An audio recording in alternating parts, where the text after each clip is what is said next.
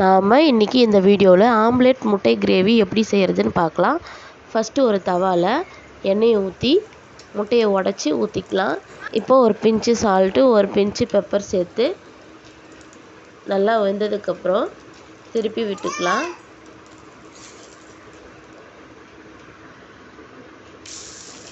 இது போல் நம்ம எத்தனை எக் யூஸ் பண்ணுறோமோ அத்தனை எக்கு பண்ணிக்கலாம். இன்றைக்கி நான் 4 எக் யூஸ் பண்ண போகிறேன். ரொம்ப வேகக்கூடாது, முக்கால் பதத்துக்கு வெந்தால் போதும்.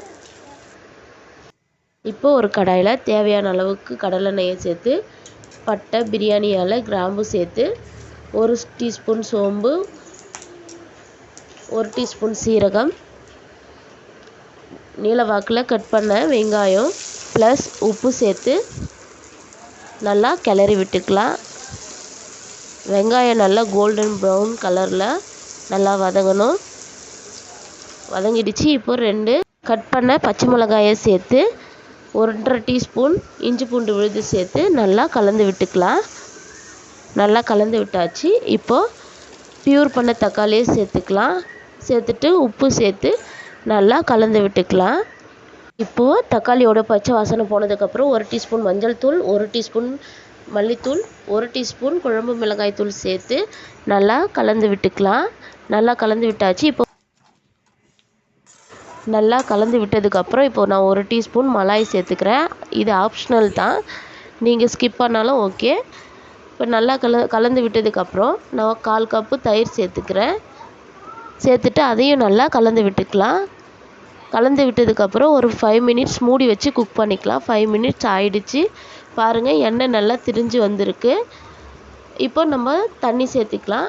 தண்ணி சேர்த்ததுக்கப்புறம் நல்லா கலந்து விட்டுக்கலாம்.